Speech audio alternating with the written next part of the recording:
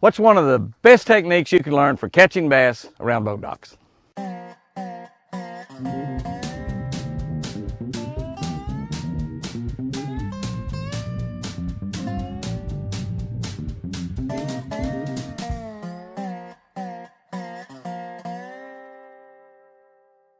One. Good morning, guys and girls. April 22nd. April 22nd. It is getting absolutely incredible. I love this time of the year. I know I say that every day, but I love this time of the year. Even if it's cool early in the morning, it usually gets great before the day's over.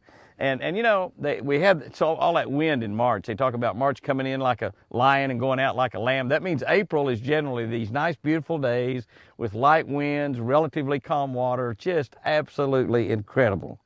We're going to be looking at Hebrews.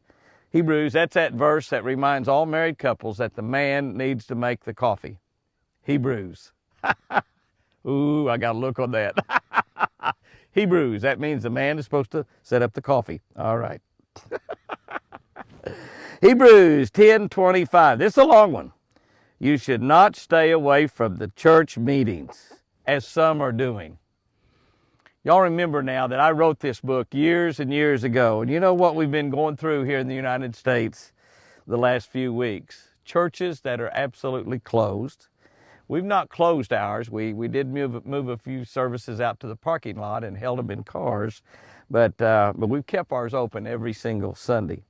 You should not stay away from the church meeting, as some are doing, but you should meet together and encourage each other.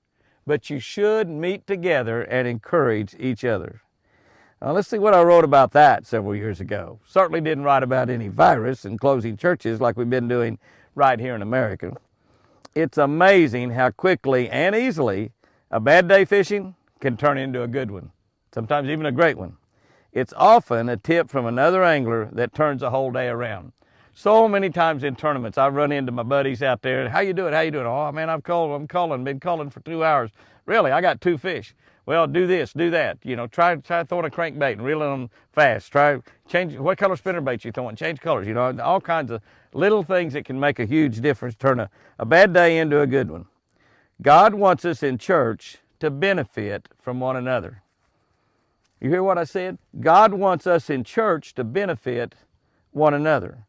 He intends for us to share our problems, our triumphs, to share our pain and our joy. He's promised to always be there. When 2 or more of us show up in His name, He's going to be there. He's promised to always be there when we meet and to help this along. Will you benefit by showing up at church multiple times this week? Absolutely. Can your presence benefit others? Certainly should. Make it a point to encourage as many folks as you can at church this week. Make it a point to encourage as many folks as you can at church this week. When the week is done, you might just find that you've been encouraged most of all. Oh, I love that. I love that. When you encourage others, you end up being encouraged. When you help others, you end up being helped. When you give to others, others give to you. When you love others, others love you. That's just the way God intended for it to work. Golly, I love that devotion. Here's our tip for today. Use a spinning reel and learn how to skip a worm under boat docks. Learn how to skip a worm under boat docks.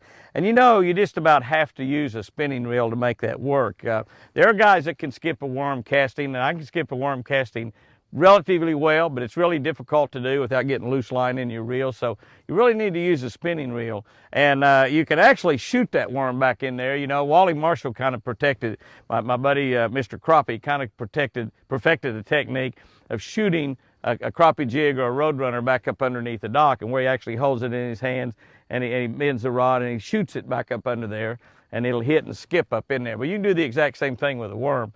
Or you can actually cast a worm, and it's much like, the technique is very much like, and think about it, when you learned how when you're a kid, your daddy or your mama or your grandma and granddad, you know, taught you how to skip a rock. Taught you how to skip a rock. Pick a flat rock, pick it up and get down and throw it sidearm, hit that rock, and it skips across the top of the water. It's exactly what you want to learn how to do with a plastic worm under a dock. You want to skip that thing. You know, as I'm kind of thinking here, one of the persons that come to mind that does that just about as good as anybody in the world is Dion Hibden. Dion Hibden is really, really great at skipping a plastic worm back under a dock.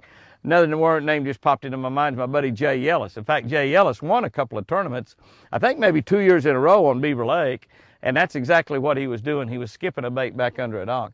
And I remember somebody telling me one time, I think it was at Lake Norman, where Hank Parker used to live, and where my buddy Martin Truex lives right now.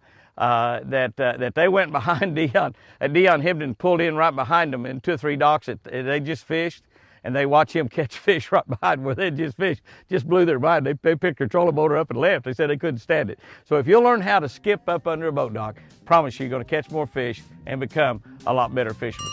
Hey guys and girls, go out there and have you a great one today. Wonderful, beautiful time of the year. I love you.